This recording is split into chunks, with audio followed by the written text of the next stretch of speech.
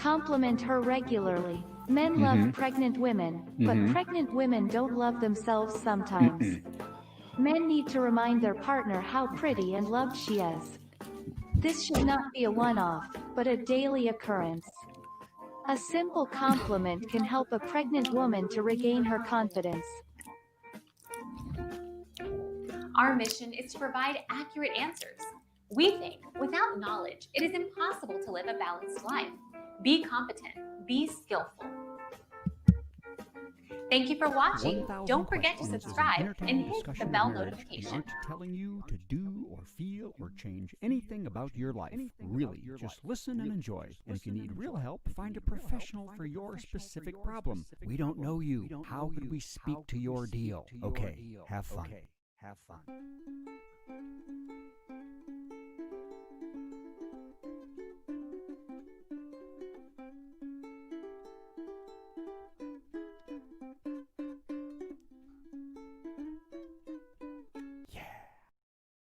Welcome, everybody, to 1000 Marriage Questions.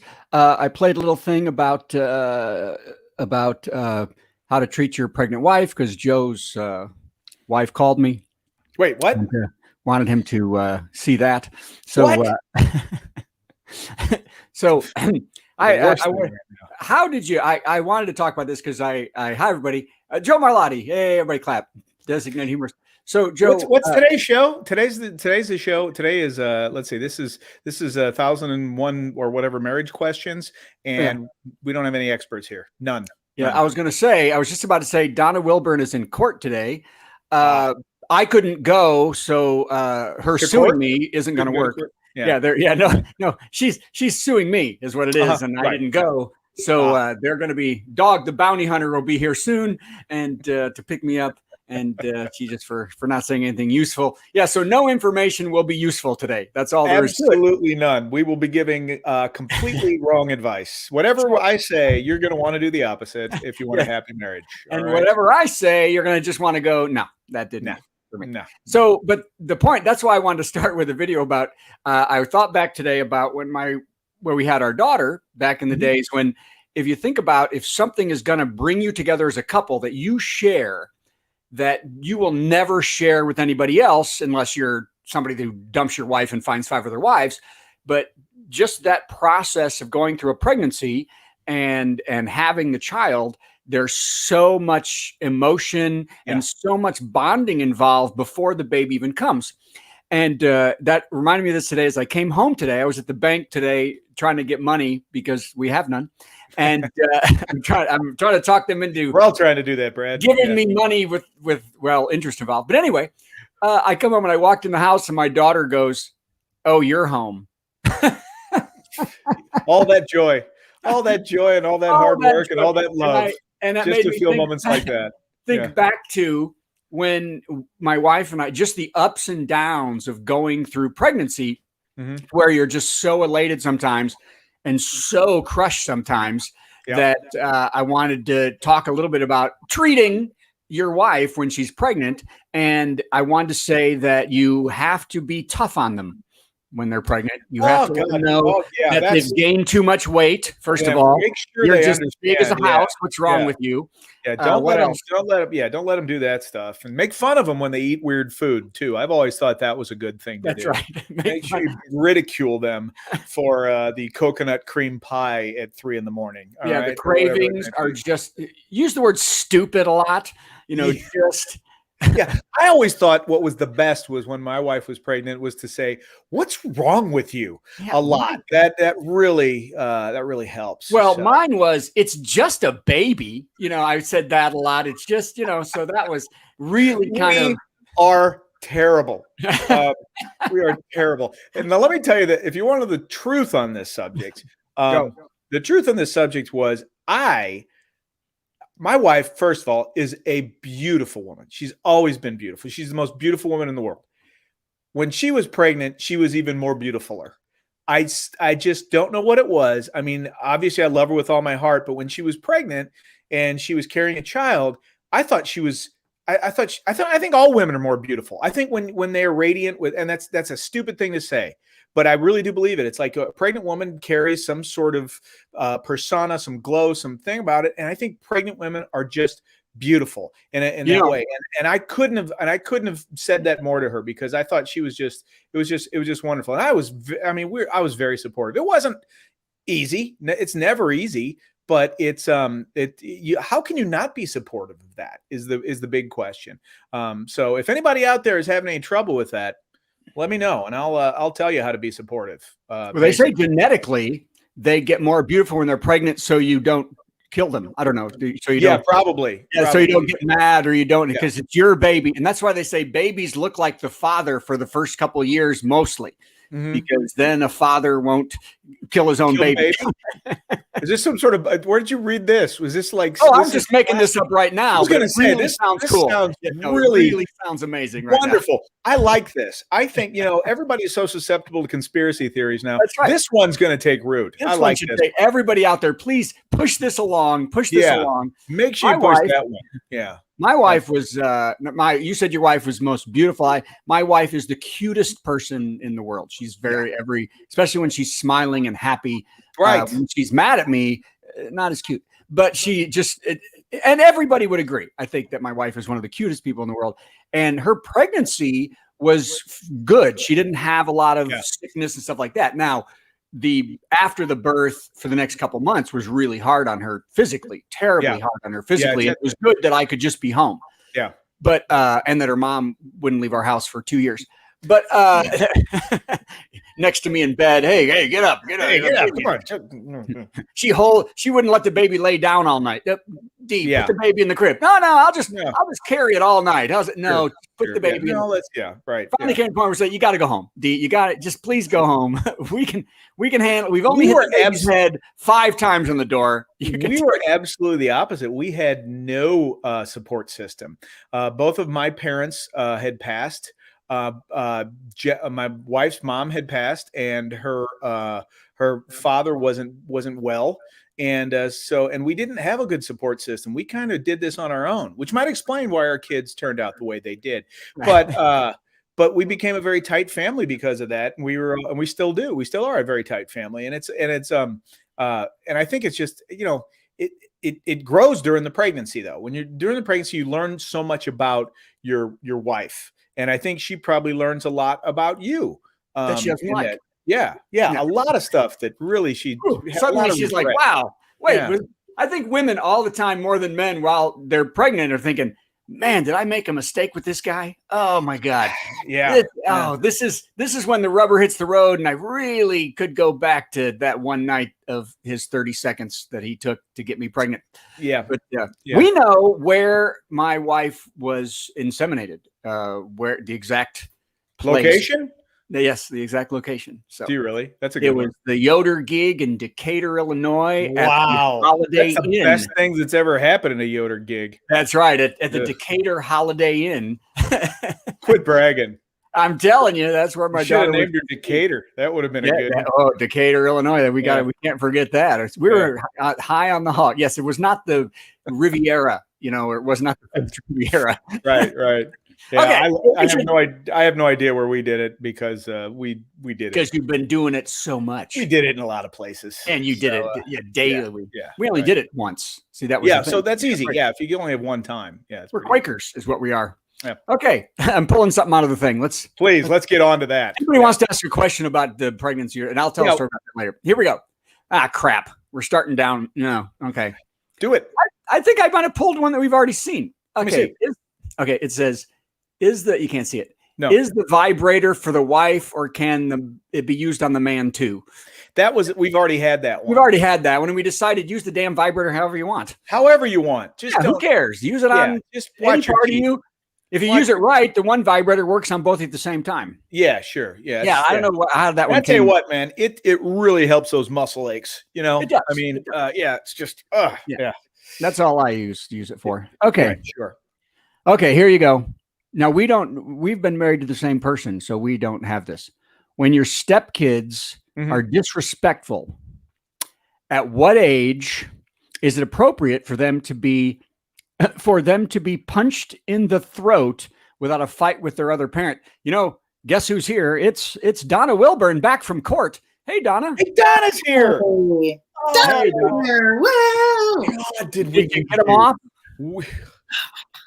We were heard the question, and I'm like, "What are you guys doing?" We are struggling. We really started off.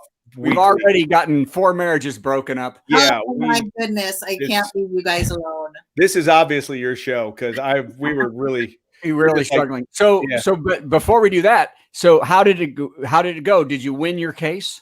I'm not the attorney. Not the attorney. I thought you were the star witness or something. No, I'm an expert witness. Yeah, I know. Oh, is that what you did? You went to court to be an expert witness. I am an expert witness. Oh, that's great. That's great. Did you witness expertly? Yeah, of course you did. I'm hoping I was expert-ish. Yeah. Are you on the defense or the prosecution? I was appointed by the court, so I'm supposed to be from the court's point of view. Impartial. You're supposed to just give an opinion. Right. So neither of the lawyers are then really grilling you. Yeah. Yeah. Well, they are or not? They're grilling you. Yeah. Oh, really? Yeah, but it's cool because you can just be honest, right? As opposed to like when I go to court, I mean, I got to make up a couple of stories. If I'm in court, I got to. They kind of swear you in. You're not supposed to. Have you been in court, Joe, for stuff? I've never been to court. I've never been. The first time I've ever been to court was for a traffic violation that I contested. And I sat there for 2.5 hours because they missed my name when they were calling the docket. Did they go free? And then by the time everybody was done, I was the last one in the courtroom. And I said, "You never called my name." And he looked and he went, "Oh, I'm sorry about that. What's wrong?" And I said, "This didn't." I said, "I don't remember that." He goes, "Fine, it's over. You don't have to pay it." So. Dismissed. Yeah. Good. DUI gone. That was it. Yeah, it was perfect. Well, now I have to tell my story. Yeah. This guy pulls me over in Chicago. It's 50 degrees below zero. He won't get out of his car. I hear in his speaker, come up here, please. What? I get out of my car in blowing blizzard. Yeah, I walk up, I go to get in the passenger side. He goes, no, come to the driver's side, please. Which is standing in the highway as traffic is going by. He makes me stand there 10 minutes as he gives me a ticket for 59 standing in the highway. 55. 50, yeah, standing in the highway in the middle of winter, 59 and a 55. I said, this son of a buck. So then I get the court date. I go to court.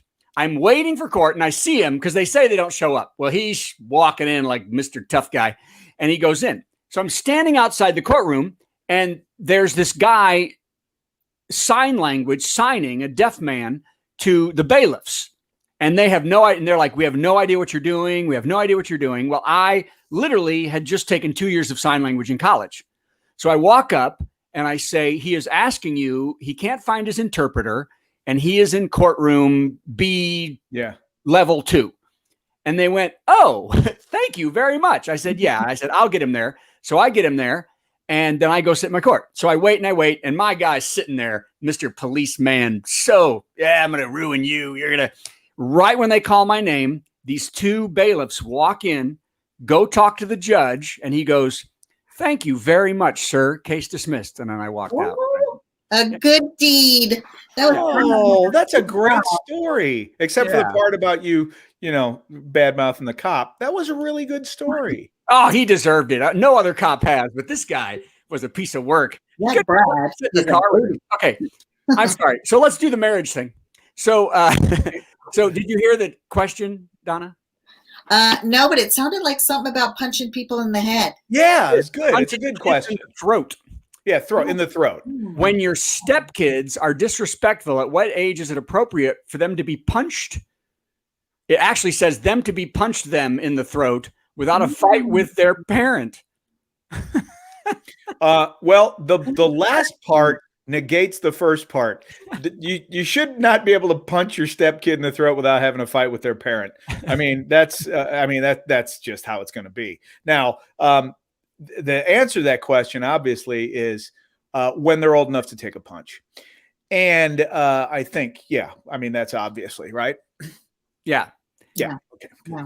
No. When they're old enough to, when they're we needed you, Donna. When they're old enough, when they're not old enough to tell on you or punch back. See, that's You can't wait too long, or they might just. There you go. There's that one too. That's got to be young. Got to be 12, 13 top. Yeah, that's probably the best. 14 kill me. They beat me to death. A 14-year-old, a 10-year-old. I punch them in the throat. Yeah, you can punch them in the throat pretty easy. You get by with that. Yeah. Okay. By the way, okay, go ahead, Donna. Obviously, Donna wishes she was in court again. I know, right? It was less dramatic in court. What's that? Well, come on, everybody. The answer to this one, Donna doesn't even have to weigh in here. You never weighing in. Donna, for any reason. Come on. Calm down. Donna, go ahead. There is no justification for abuse. How about that? Ever. I agree. Ever. Okay, so this is probably and whoever said that, if they actually think they can do that, needs help. I don't think they do. I think they're using it as a metaphor. Punching them in the throat. I think it's a metaphor. I think it's a metaphor, like when can I bad, disciplinating somebody else? When can I say something or do something? When do I get to say something to my stepchildren when they are terrible? So there's a thing in therapy land. It's called natural parents natural. Mm-hmm. If your stepchildren are older than like 8 or 9, you want the natural parent to do all that crappy stuff. Discipline, getting in trouble, getting mad at them. You want the natural parent to do that because it just goes wrong if the step parent does that. Yeah, I am not in. This is not my world because I am not. I'm still happily married with the original life. Yeah, I would. I really have no say in this. So I have. Well, I've got 3 other families. Most of my friends who are step parents. They're all have done very well and they're very good human beings, and so it's never come to that. But I guess the kids can be a pain in the butt.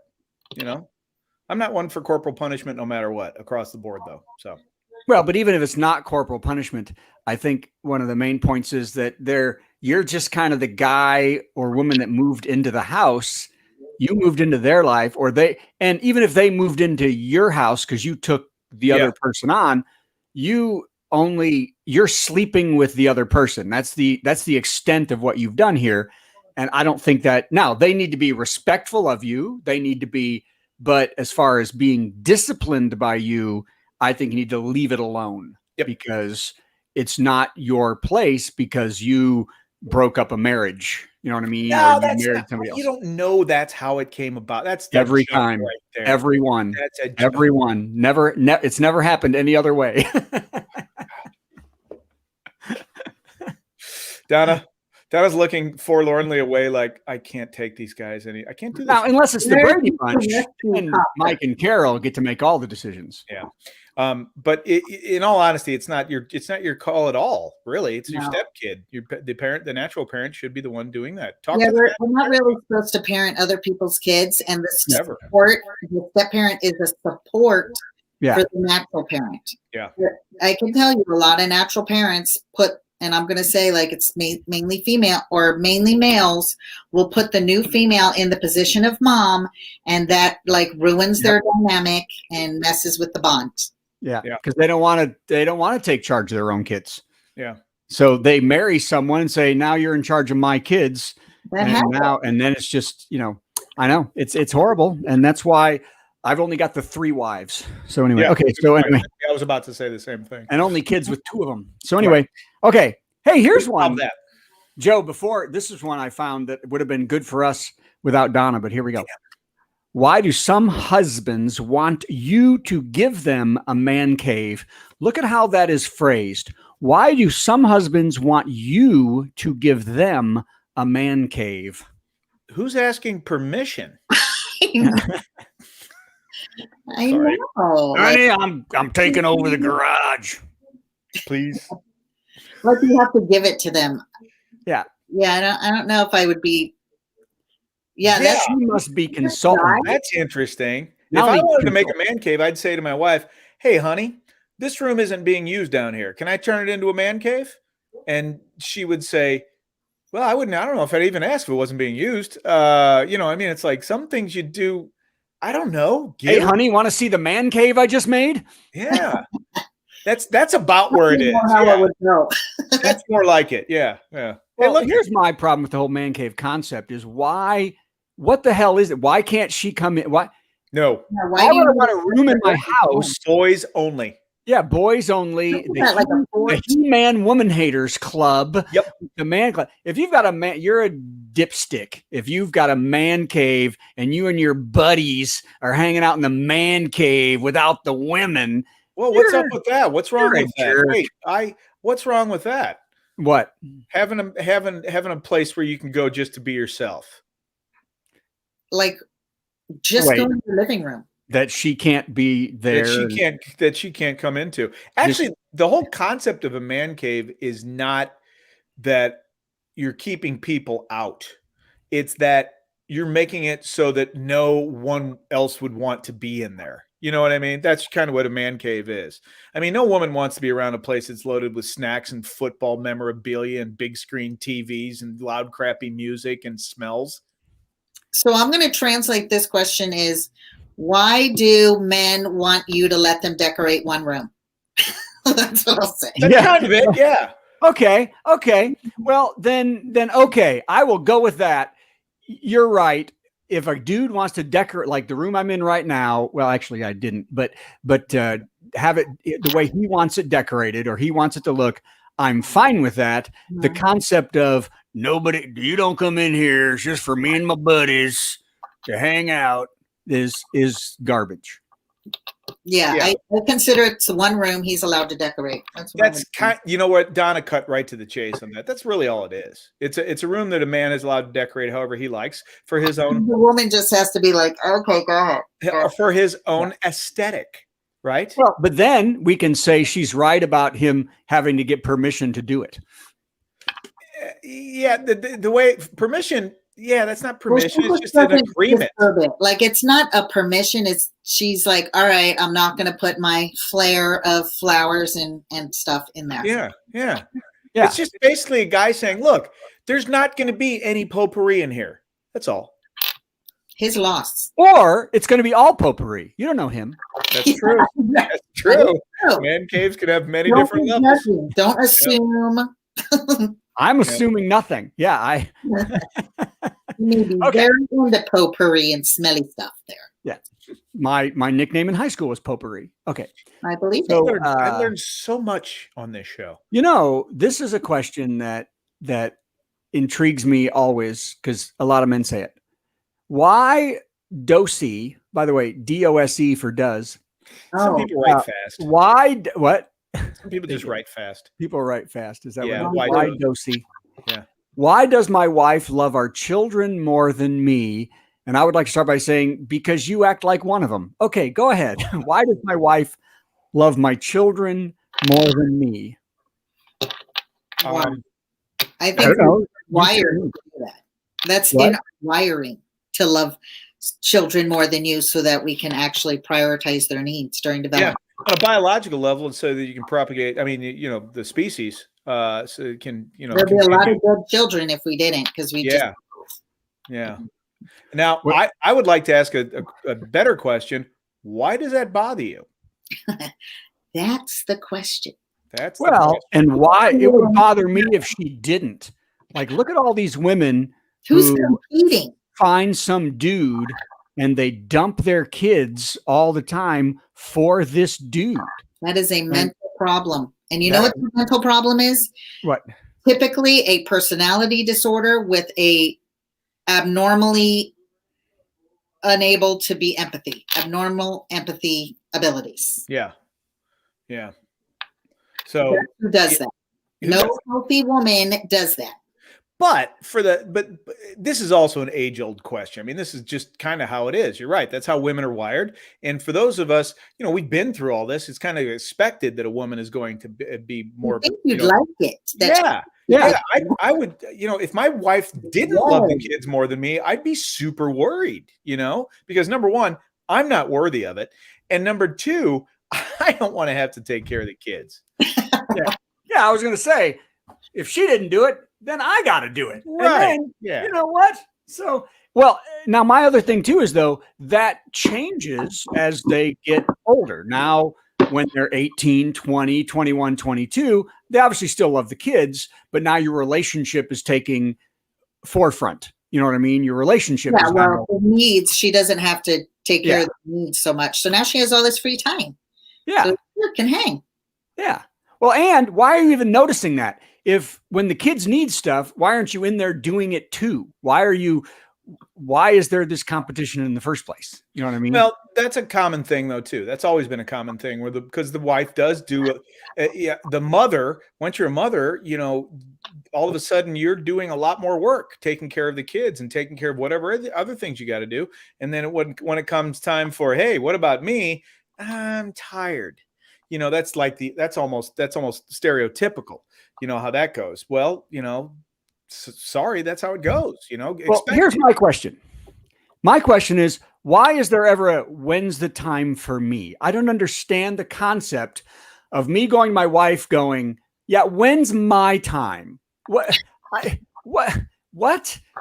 Well, you should have couple time all the time. Of course you have couple time, but me walking up when she's doing something with the kids, she's running around trying to get everything done, and I'm complaining about my time. We'll have our time when we have it, but it'll be our time. It won't be my time or her time. It'll be our time together, and it'll happen because we have time to do it. Yeah. Or we make a plan to do it. It won't happen because she stops or I stop other things that need to be done.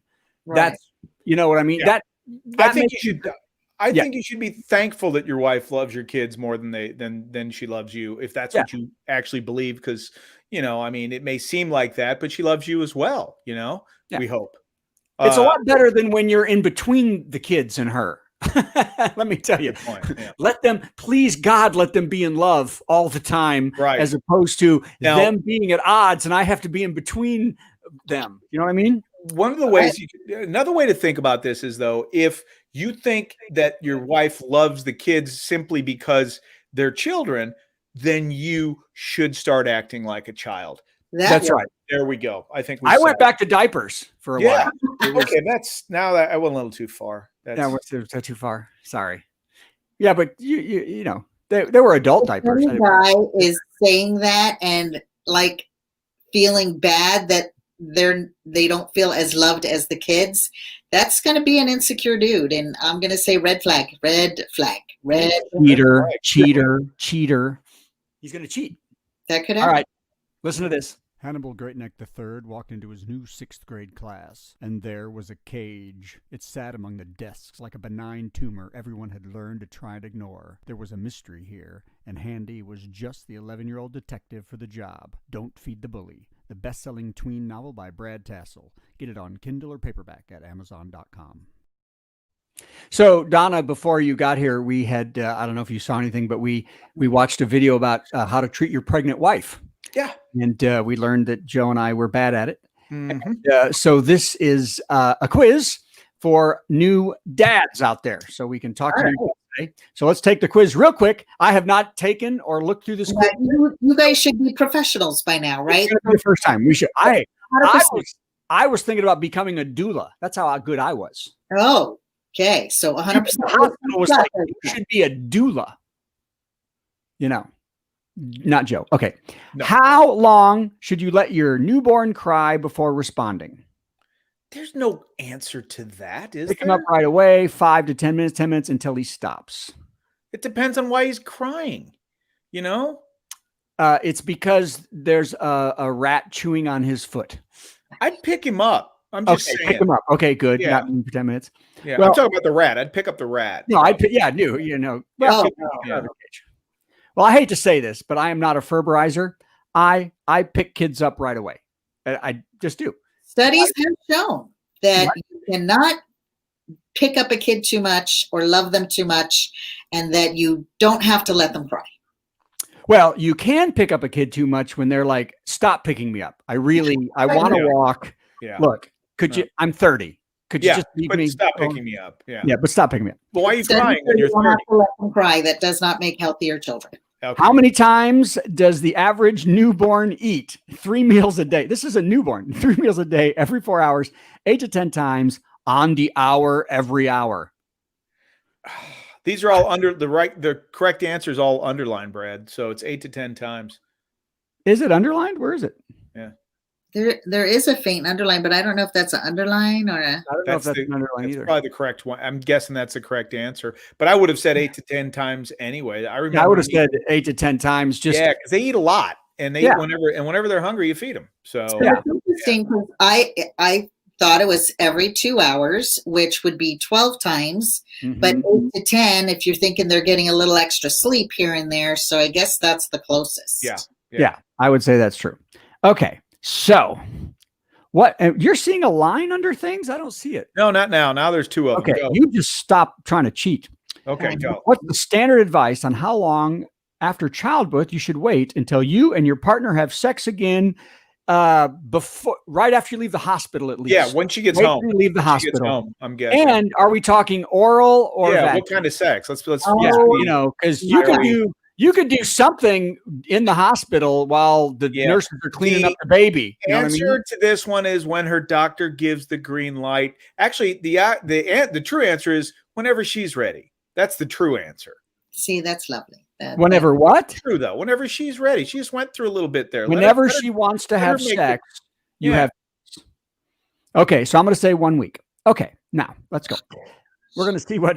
Wait, what? But that's not even close to what anybody said. I want to see what kind of score we get when we say the word cancer. Are we going to do this again? Answer all the wrong ones? That'd be great. We did this before. Okay. What's the number one never leave home without it item you should bring for an afternoon at the park with your 6-month-old? It's not even there, and that would be a 6-pack of beer. Yeah, obviously. I don't know what the hell. Your cell phone, a burp cloth, the video camera.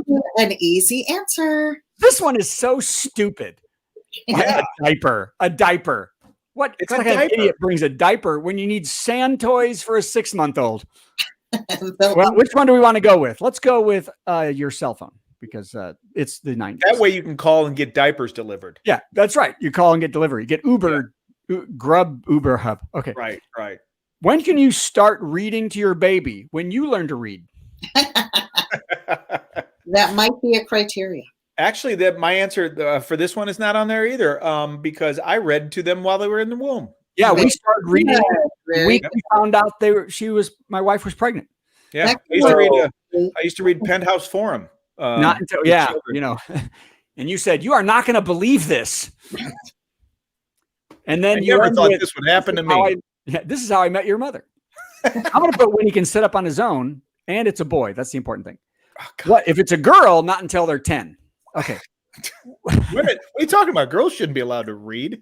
No, read to them. Oh, I'm sorry. Yeah. Okay. No, they don't get to learn to read. Oh my gosh. What sort of postpartum present would your partner turned mom probably appreciate the most? You can do it. What? It's a tongue twister. You can do it. What sort of postpartum present would your partner turned mom? You should get right in the microphone when you do that, Brad, because that didn't hurt. The answer on this one, again, it's not here, and that would be a bottle of wine. No, that would be for you to take the damn baby for about 6 hours. There's the answer. There's the answer. Time off. Yes. Nope. You know what I did? I let my wife go with her sister. They went to Mexico for a weekend, and I took care of the kids, and that turned out really badly. Turns out she never did that again. Oh, really? What did you do? What did you screw up? One of them got sick and I lost the other one, but that's we'll tell that story some other time. You found them? Yeah. In Mexico. Yeah. What do Greco, Peg, Perego, and McLaren have in common? Oh, they all went to Hogwarts. They did. Yeah. No, there are houses at Hogwarts. There are 3 of the Hogwarts. They're the good Hogwarts houses. They make pasta and tomato sauce. Okay. They make pasta. Who cares? No one named McLaren is going to be making pasta sauce. I'm just going to tell you that. They build strollers, by the way. Pasta sauce. Although World War I Heroes is kind of fun too. That's a good one too. Yeah. Although one of them's Italian, so no. Keep going. Hey, you get the stroller.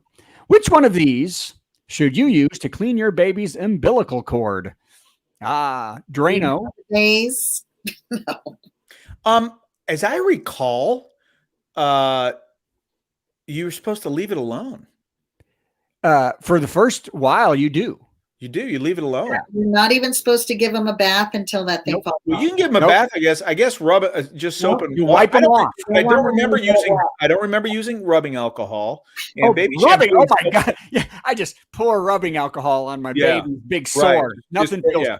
Salt water is the other good idea. I don't remember that one. Salt water, and then Put them in the rubbing alcohol. Yeah, mercurochrome was all. Yeah, and absorbic acid. Put acid on there. That'll clean it right up too. Yeah, no, nothing. You don't do anything. But I'm going to put rubbing alcohol because it's funny. Okay, it's not. It's horrible. It's painful. I'd like to know what the actual. What do you put on this? What do you put on the circumcision? That one I'd like to know. If anyone gets this quiz wrong, I'm really nervous. Okay, go. Nervous about them watching children. Which of these words doesn't belong? Sling, exerciser, pixel, swaddle. The answer is C. You say it's pixel? Yeah. Really? Because I love their movies and they're good for kids. So all the rest of them are like, I don't know what a pixel is.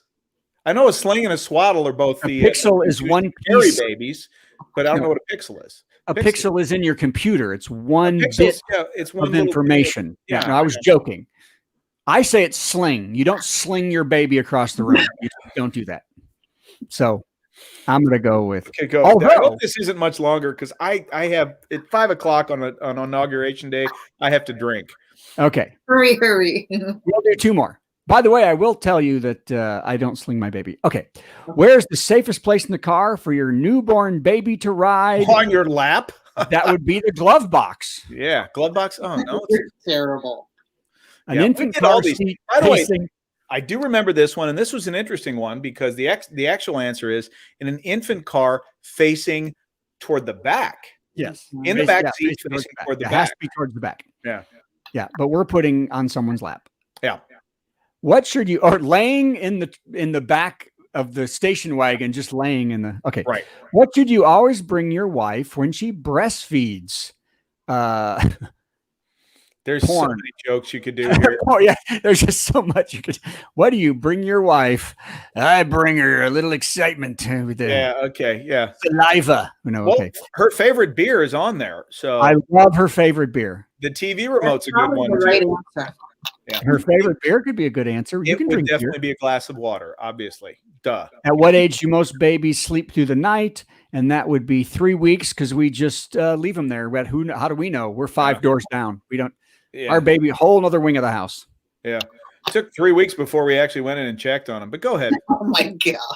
Actually, I think a baby by 3 months should be basically sleeping through the night. Not necessarily. No, none of it's necessarily. Heck, What's you got the 2-year-olds answer? that aren't sleeping through the damn night. I think the answer is closer to like 9 months. Isn't you think 9 months? Yeah. 9 months without a feeding, like straight. Oh, without a feeding. Okay, sorry. Yeah. No, without a feeding. Yeah, I thought just sleep through the night if it was sleeping. I'm saying, you have to get up and feed the baby, but they're sleeping. You know what I mean? Okay, forget it. 3 weeks is what we're going with. 2 years, actually, is better. Okay, the baby, how many are there? Oh, we're almost done. Good. The baby blues refers to, Joe, you got the guitar? Yeah, that's a guy down in the Delta who sings songs about the baby blues. Yeah. It's about how his baby seemed to look blue one day because they let it play with a plastic bag. It is B. It is the color of all newborn babies' eyes. Sadness and moodiness that the woman, yes, the color of baby's eyes. Yes, it's That's not the yeah. Well, and let's call it depression. One, let's call it what it really is: depression. Our firstborn is the actual color of the baby. Postpartum depression. It is postpartum depression. Mm-hmm. Yeah. Your partner is so sleep deprived that she can't sleep straight. So you get her glasses. Oh my gosh! Talk her into sex too early. Horrendous. Yeah. Call your mother. Call your mother. Ask your mother-in-law to come visit. That'll take care of everything. Oh, hey, that's what we did.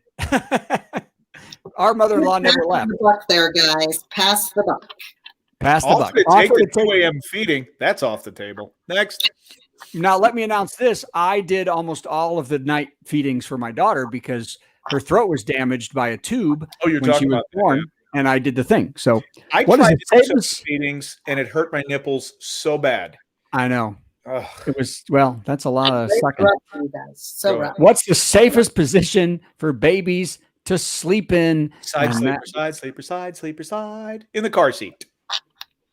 I love in the car. Boy, how many nights did you get up because they were fussy and you just got in the car and drove around? Oh, God. We used to do that all the time. I love doing that. She would just sleep. I'd listen to the radio and I'd drive around half the night. And oh, my God, it was so good. I remember the reason I did it was because that was about the only way that I could actually yell at the baby without anybody else hearing me. That's true. That's true. That was good, yes. And I couldn't, it's a good time. You can't poke them. That's not, that'd be. Nowadays, research is saying on their back. On their back. Yes, on their back. Give them tummy time, though. That's exercise. Actually, I always thought it was on the side. We actually had a little side sleeper thing that we put in the crib. If this is new, then it's probably on their back. Okay. All right. Let's see. Oh, wait. Oh, we missed that one. Oh, darn it. Answering the wrong ones. It seems like we did 6 weeks before. This one says 6 weeks. Yeah. So what the doctor says 6 weeks or whatever. 6 weeks. Yeah. This one says 6 weeks, not what the doctor says. This one says a diaper. Okay. When can you start reading to your baby? Look at this. This is wrong. When he can sit up on his own? That's what I said. That's what I said. No, that's wrong. It's I'm sorry. It is A. Okay, I'm sorry about that. An outfit for the baby. It's C is the right answer. Get her a massage. Well, we knew that one. The what? We knew this one. We knew this one. Yeah, we knew this one. They make pasta. Rubbing alcohol. I can't believe it doesn't admonish you. Hey, I was right. It is nothing. You don't mess with the kid's umbilical cord. How about that? I knew that. Very good. We all knew that, Joe. That we all knew that one. That's. He's got to be proud of something. Okay. What? The answer is C. A sling. It doesn't say what a pixel is, though. Oh, that a pixel is a computer term. Okay. Where's the safest place? Infant back seat. So this one is, it's backward. Of course. You guys did know that. See, this one, man, a glass of water instead of beer. Here's what I don't understand. There's water in beer. That's right. Beer is mostly water, right? Although she might like wine. Many prefer the beer, so ask her first. Yeah, ask her first. And besides, if there's a little beer in the breast milk, that kid will sleep better. I think so too. And a little scotch and right. Just a little whiskey on the baby's gums helps. Okay, we're gonna get. You know what? We're gonna get sued. Somebody's gonna get after us. Okay, I give up. Okay, we don't care anymore. We were good with that one. So So once again, we eschewed all of the marriage questions just for comedy's sake. Okay. Well, so Donna made it. Joe, thank you very much. Everybody go to DonnaWilburn.com if you want to talk real advice. For real advice, not what we're doing here. If you want to get a hold of Joe Marlotti, good luck. I'm Brad Tassell. This has been fun. We will see you next week.